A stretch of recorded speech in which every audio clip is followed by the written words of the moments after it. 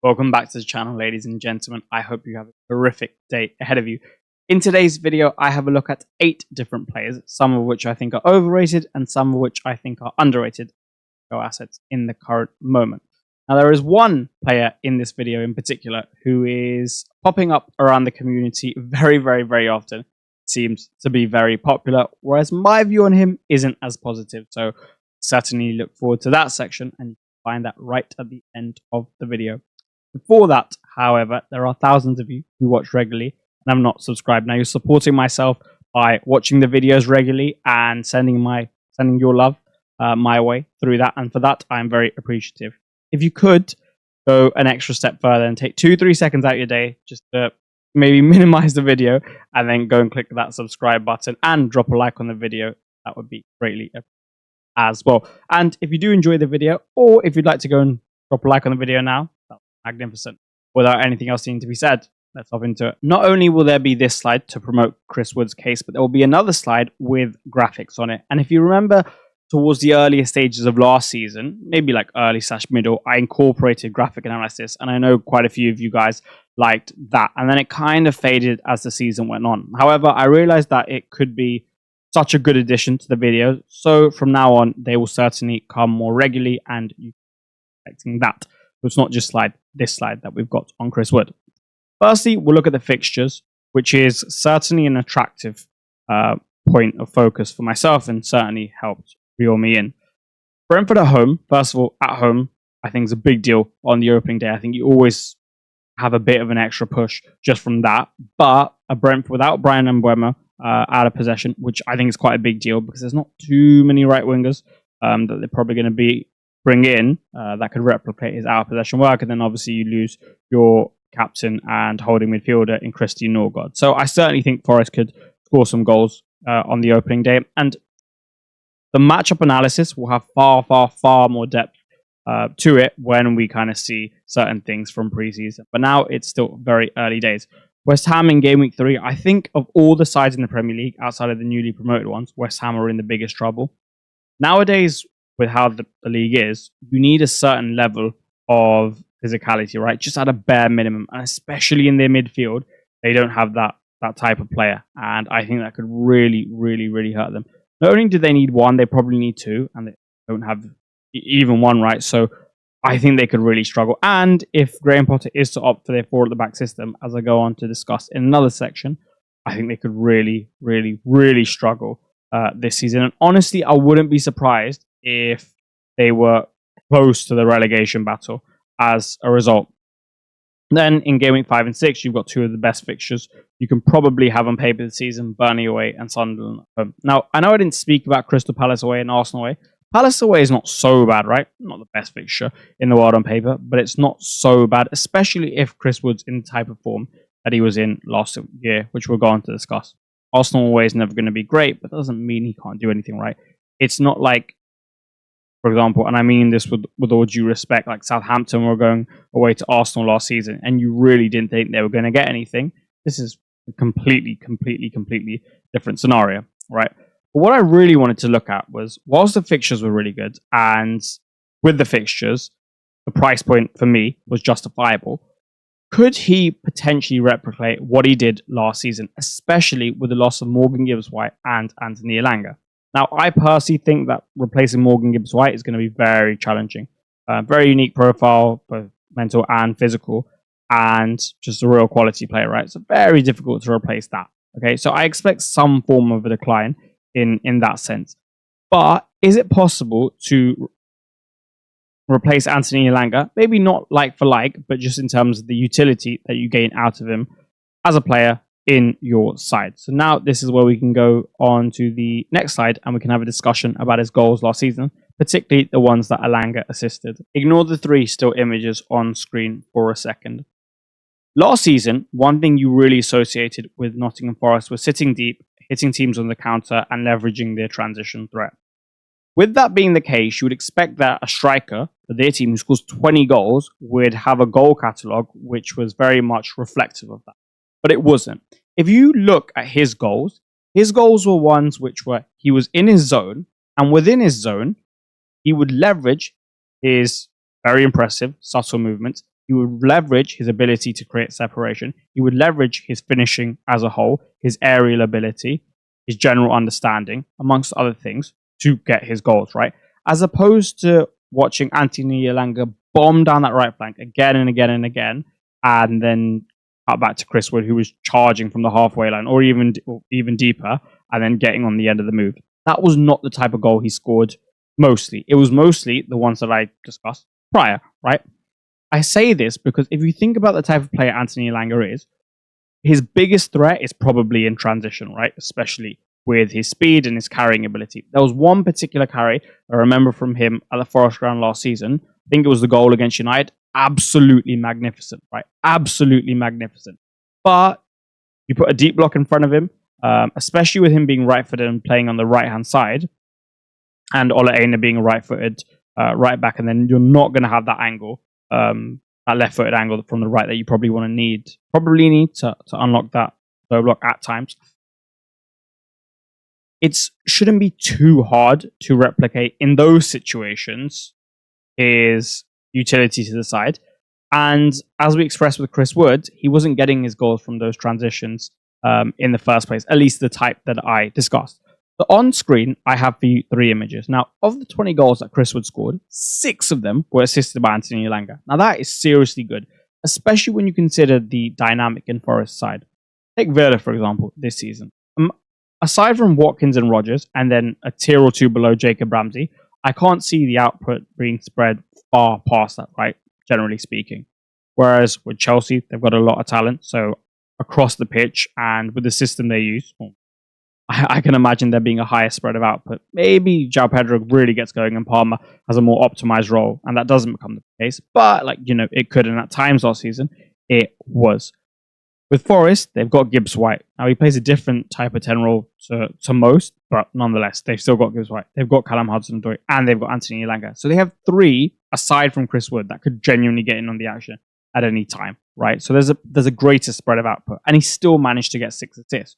So it looks like that's going to be very hard to replace. However, the image in the top left is the one against Liverpool, where Chris Wood opened the scoring. Anthony Elanga drifts in from the right-hand side, finds himself in a 10-like position and plays a through ball into Wood. Now, there's a lot of good things about this. First of all, he's got the awareness that he needs to drift inside. Second of all, he received well. Third of all, the timing of the pass, the weight of the pass, the confidence to do it in the first place, and so on and so on. But I don't think that this is a skill set that another right winger who would play in his position, now that he's left, would necessarily not be able to replicate, or that it would be super unlikely that they do. And this is just one type of goal in one moment, right? In general, maybe against low blocks, their new right winger will actually be more of a threat. Less so in transition, as we've discussed. Chris Wood doesn't get too many goals from those scenarios. The one in the top right is a cross, right? I think that can certainly be replicated. And the one on the bottom left is also a cross, which I think can be replicated. I said there were 6 goals in total.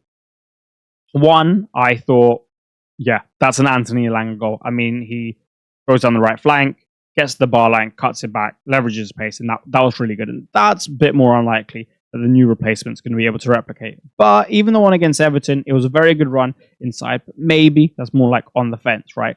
So I don't think losing him for Chris Wood in particular will be as big of an issue as maybe it's made out / going to be made out to be.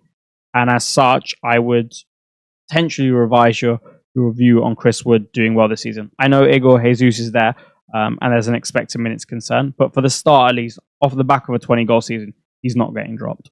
I promise that this video is not all Nottingham Forest, but we're going to go to 2 players of theirs, which I also think are underrated, and that is Matz, Sels, supremacy, and Ollie Aina. And I put their price in their header for a very specific reason. I think 5 mil for both of them is cheap. I think Ollie Aina definitely should have come in at 5.5.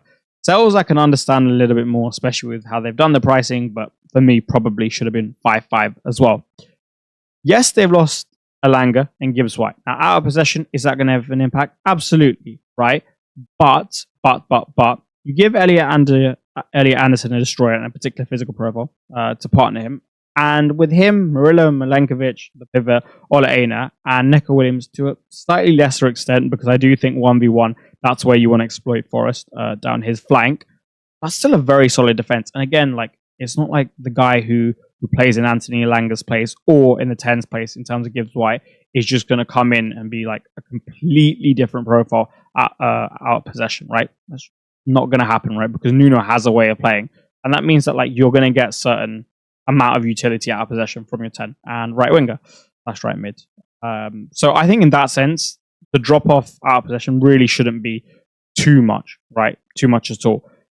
In terms of the fixtures, I mean, Brentford don't have Brian Mbeumo. You lose your best player and your captain. Big deal. And maybe they don't have Wan-Bissaka as well. West Ham, aside from Paquetá, I don't really think that's a set of profiles which are built to break down lower blocks. And they've got a bit of a talent issue as well, especially if they don't recruit and they're heavily relying on Bowen and Paquetá. I think that's a really big issue. Game week 5 and 6, as we've discussed, two of the better fixtures on the calendar. And 2 and 4, with them being away against what I would say the best two sides in this list, I think you know what you're going to get from Forest. Last season, we saw so much of it. We're going to set up deep and we're going to try and leverage our transition threat and hit you there. Now, maybe they have to adjust because they don't have the carrying of Gibbs White and they don't have the release of Anthony Elanga. But still, I think you can imagine that when they do get into that settle block, they are going to be considerably difficult to beat and break down. So that's that. I also think that Arsenal, I'm not as high on them at the moment this season as others. I think creativity-wise against these deep blocks, there's still an over-reliance on Saka. Yeah, obviously you've got Odegaard, but I think more and more his physicality is becoming an issue. And I think it's almost an inevitability that he's going to get dropped at some point, and he's getting less impactful on games, in my opinion. Then outside of that, players you have, yeah, sure, they're quality, but they're not really the type of profiles to break down that deeper block. I already have a bit of an issue with the combination of fullbacks they use, both the carry types as opposed to the passer types. And given the positions they take up, especially with one probably slotting in as the right centre-back, one joining the pivot, I'm not so sure they're going to be able to impact the games against those deep blocks as well. So that's another thing, right? So I actually think Forest can be okay in these, or better than okay in these 6 when it comes to returning points. And lastly, individually, ceiling for Sels and floor for Sels is good just through the saves that he generates and then the quality of Forest defense, so the probability and the likelihood of you getting clean sheets on a somewhat regular basis, at least. And then Ollie Aina's got a lot going for him because he's got the GNA in the back pocket. He's certainly got goals and assists in him, and he's great on the bonus point system, right? Like, he really is. So those are things which I think are certainly worth considering. And for me, I'm surprised we haven't seen not only just Sels and goals, but also double Forest defense. I think they showed us what they can do last season. Yeah, they dropped off, but I wouldn't let that cloud our judgment or take too much precedent in this argument, because I think a reason that they dropped off was, 1, both physical and mental fatigue, which they won't have at the start of the season. And 2, they hadn't been there and done that, so I guess that lack of experience, but now it's an entirely different situation. They have been there and done that, this squad, in terms of starting the season really strong. I think they would be looking to do that again. You've heard try before you buy, but when people talk about unprecedented offers, this is exactly what they talk about, because this takes it one step further. What you have here is almost a bulletproof offer for yourself, right? They are offering you a membership at a 50% discounted rate. And if you don't gain maximum success out of it through the winning of your mini league, then just contact them with a simple email, follow a few steps, and you'll get all your money back anyway. And you will gain all the value through the season from the tools. The My Team AI tool, the fixture ticker, which you can customize, and that's so useful. The price changes, which could save you so many times throughout the seasons. Not to mention the team reveals from the world's best, including Ben Crellin, Rich Clark, and Abdul Rahman, aka FPL Salah, just to name a few. So, given that all is very enticing, and you may not have a Fantasy Football Hub membership, consider clicking the link in the description to go and purchase one, or at least have a play around with the site and see what you're missing out on, because it could very well be the thing between you and a stellar FPL season. From underrated to overrated, and if there was one pair of players that I dislike the most that's being pushed out, it is the West Ham boys, and that is Areola and Wan-Bissaka. Now, you can probably tell from this video that I'm not bullish on West Ham at all at the moment, right? Firstly, I would say that it is very dependent whether they play a back 4 or back 5. If they play a back 4, I honestly think it's such a bad decision to go for these guys. Yes, it looks on paper like they have Sunderland away, but Sunderland have recruited well, and honestly, I think that side has goals in them from the little I know so far. So I actually don't think they keep a clean sheet. And I really wouldn't be surprised if they don't win that first opening game as well. Then it's Chelsea. They're almost definitely conceding, I think. Then it's Forest. I think they concede. Spurs, I think they concede. Palace, I think they concede. Everton, okay, fine. Maybe, maybe not. But it is away. And like I said, with their midfield composition at the moment, I really don't trust their defense because in transition, those defensive transitions, they really just don't have a way to stop it, nor do they have the physicality I think that is required. Now, in the back five, yeah, it's much, much, much better because it reduces the reliance on your pivot in the back four in terms of stopping those defensive transitions. But still, I think they're going to get not dominated, but pinned back a lot and won't have too much dangerous possession, if you want to call it that, when they play back five anyway, with the current squad that they have. So I would say that you should probably avoid them, and I'd certainly classify them both as overrated, even on the bench boost, as options for now. The other thing with Wan-Bissaka's attacking upside, because of his team as opposed to him individually, is it's not as reliable. So take Milos Kerkez. Yes, okay, Bournemouth are still a good attack. Then you've got Newcastle, and then you've got Arsenal, which actually is quite difficult to keep a clean sheet. But at least I know that if he's starting, which 95% will, 3 games, I've always got the chance of attacking returns because he's going to be bombing up and down that flank, and the combinations he'll have available to himself, the license he'll have to get into certain positions, his proficiency when he's in those positions to deliver certain things. That's all great, right? So at least I have that. Whereas with Wan-Bissaka, especially if it's back four, was so much more limited because I just don't think, at least at the frequency, he won't get into those positions as much. Morgan Rogers finds himself in brackets because I think of all the players that are classified as underrated in this video, he's the least underrated. And I think there is certainly a portion of the community which feels warm towards him. I do think, however, that it's potentially a little bit underdone, right? And actually he should be receiving more plaudits his way, and certainly, or at least potentially, Ollie Watkins should be doing so as well. When I look at the fixtures from an attacking point of view, I like them. I really do, because I think the Newcastle game initially is interesting. If it was away, I'd be far less confident. But at home, I can certainly see an engagement between the two sides, which ends up allowing for a game which is far more transition-based. And when you think of Rodgers carrying and Watkins threat in those type of games, that's certainly good conditions, I think, for them to profit and get a return. Whether they win is one thing. Whether, there are goals, that's a little bit more likely.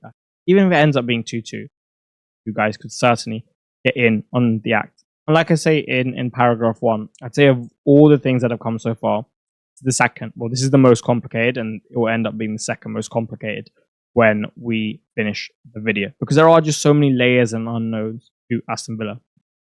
One thing I would say is more known is that you will see a replication of the typical Unai Emery system, where he doesn't use traditional wingers, at least in the traditional way. They will not hold the width that other wingers do, rather they will play narrower, and you will see them try to be a little bit more associative with the 10, with the 6 in particular, which you don't see from a lot of other wingers, which he uses in a double pivot, and the striker in a different type of way, in a narrow way, right? And I think, for the most part, at the moment, it might just about work. You've got Youri Tielemans, you've got Amadou Aina, and you've got Abubakar Kamara for that pivot, right? Which is good enough, especially with Youri Tielemans. You can even play him as a 10. And then I think with Jacob Ramsey on one side, Morgan Rogers on the other, and then Ollie Watkins up top, that's enough to get you goals in these games. I think Brentford's defense will be really interesting. I like a lot of their players. I like Kelleher, I like Coyote, I like Collins, I like Pinnock, I like Lewis Potter. It's just their midfield that slightly worries me out of possession. So maybe there's goals there, maybe there's not. Game week 5's a nice fixture. And I think considering Palace is at home as well, there's some scope for goals there, right? I think in general, the way the home and away is done for Villa, it works quite well. And something I spoke about earlier in the video is even if they don't score too many goals, right? Take Liverpool, right?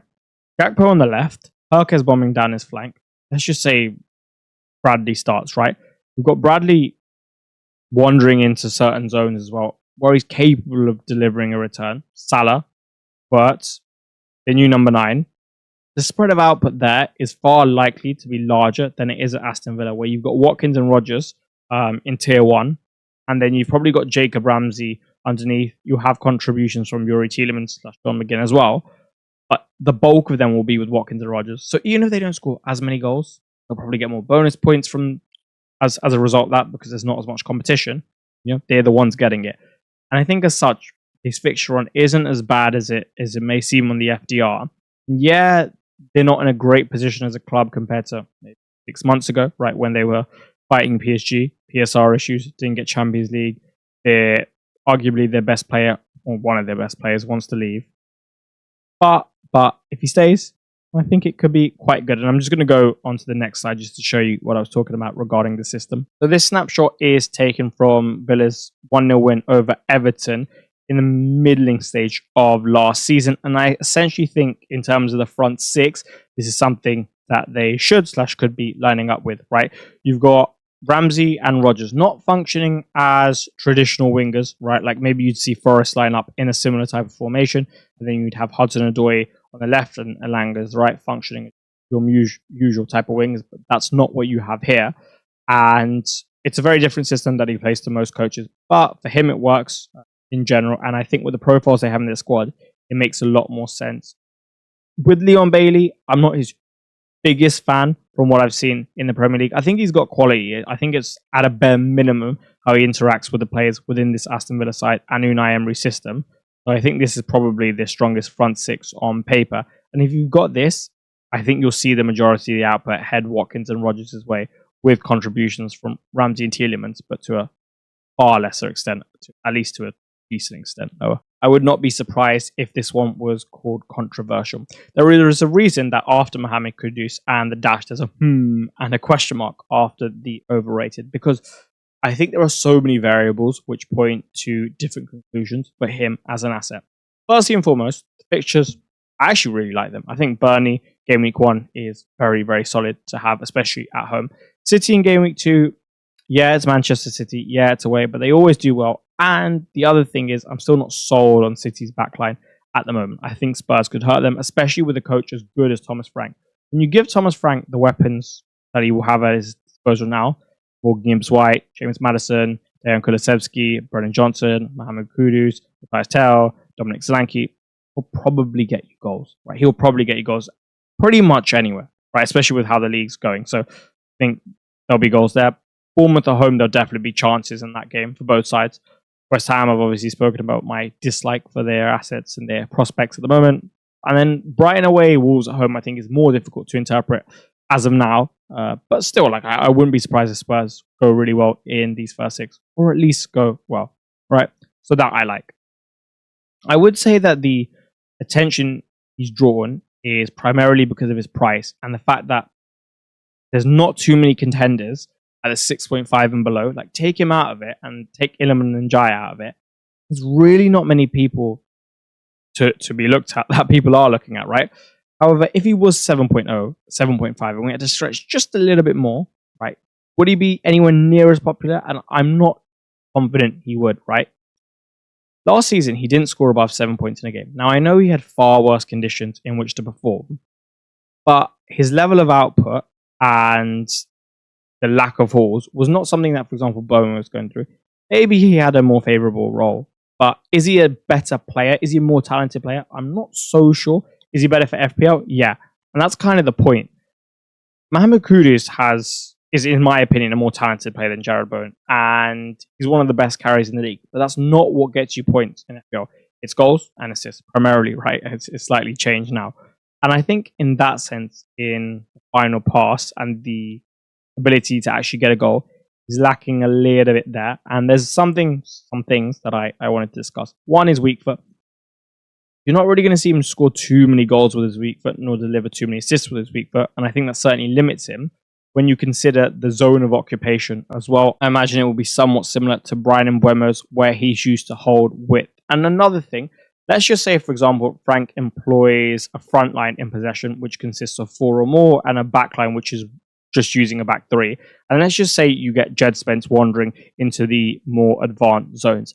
I think if that's the case, right, and that could very well be the case, you really will see Mohammed Kudus used to hold width and function as a bit more of a wide creator in possession against those maybe more like against those deeper blocks and even mid blocks as well to a lesser extent.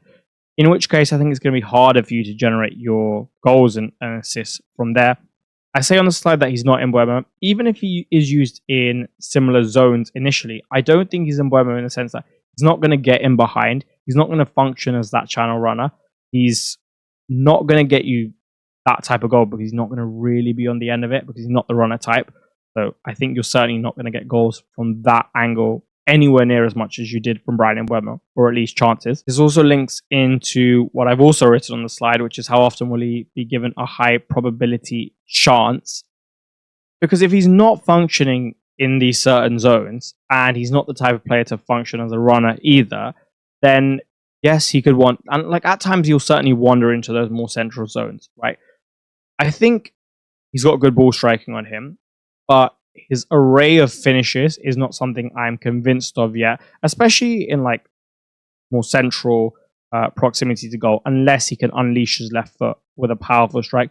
Maybe just receiving in tight areas and then getting the shot off isn't quite his bread and butter at the moment. And then the last thing is, yes, he's a creator and he's a very good one, but I just wonder if his best types of assists are ones which are on the lower end of the probability scale because they are so difficult to pull off, and he actually tries to go for those type of things a little bit more. So for example, from a wide area, like a really pinpoint cross onto Spanky, whereas he could maybe make his job a little bit easier for himself. And then I think this links into his mental profile.